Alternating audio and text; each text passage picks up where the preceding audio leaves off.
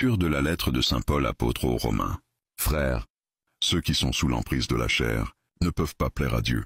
Or vous n'êtes pas sous l'emprise de la chair, mais sous celle de l'Esprit, puisque l'Esprit de Dieu habite en vous. Celui qui n'a pas l'Esprit du Christ ne lui appartient pas. Mais si le Christ est en vous, le corps, il est vrai, reste marqué par la mort, à cause du péché. Mais l'Esprit vous fait vivre, puisque vous êtes devenus des justes. Et si l'Esprit de celui qui a ressuscité Jésus d'entre les morts habite en vous, celui qui a ressuscité Jésus, le Christ, d'entre les morts, donnera aussi la vie à vos corps mortels, par son Esprit qui habite en vous.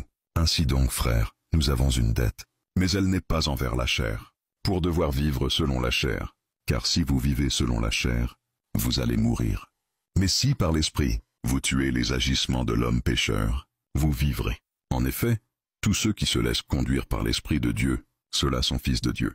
Vous n'avez pas reçu un esprit qui fait de vous des esclaves et vous ramène à la peur.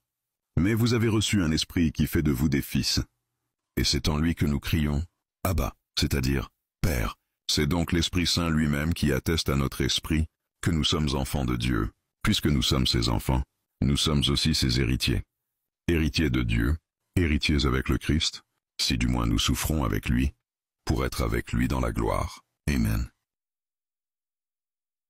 Lecture du jour. Lecture du livre des Actes des Apôtres. Quand arriva le jour de la Pentecôte, au terme de 50 jours après Pâques, ils se trouvaient réunis tous ensemble. Soudain un bruit survint du ciel, comme un violent coup de vent. La maison où ils étaient assis en fut remplie tout entière. Alors leur apparurent des langues qu'on aurait dites de feu, qui se partageaient, et il s'en posa une sur chacun d'eux. Tous furent remplis d'Esprit Saint. Ils se mirent à parler en d'autres langues, et chacun s'exprimait selon le don de l'Esprit. Or, il y avait, résidant à Jérusalem, des Juifs religieux, venant de toutes les nations sous le ciel. Lorsque ceux-ci entendirent la voix qui retentissait, ils se rassemblèrent en foule. Ils étaient en pleine confusion, parce que chacun d'eux entendait dans son propre dialecte ceux qui parlaient. Dans la stupéfaction et l'émerveillement, ils disaient « Ces gens qui parlent, ne sont-ils pas tous galiléens ? Comment se fait-il que chacun de nous les entende ?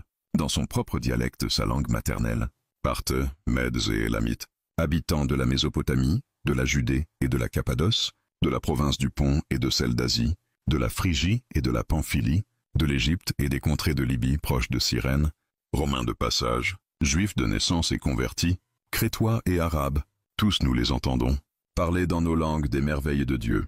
Amen. C'est pourquoi il dit, le soleil est rempli, donc sur le bon et le mauvais. Pourquoi? Parce qu'il donne la chance aux mauvais de se racheter. De la manière moi je te vois, c'est pas comme ça que Jésus te voit. Mais tout ce qu'il te demande, il te dit de faire la paix avec lui. Je peux avoir ma conception des choses venant de toi, mais c'est différent de la conception de Jésus envers toi. Il dit, mes pensées ne sont pas vos pensées. Les pensées de Dieu sont opposées aux pensées des hommes. C'est pourquoi tes pensées vont t'amener à ce que le diable puisse permettre que tu ne puisses pas accomplir ta destinée. Mais les pensées de Dieu vont t'amener à accomplir ta destinée et d'impacter ta génération. Et de dire pour que tu sois aussi sauvé. Et Satan, voyant cela, il va s'opposer. Souvent, on marche. On ne savait pas pour on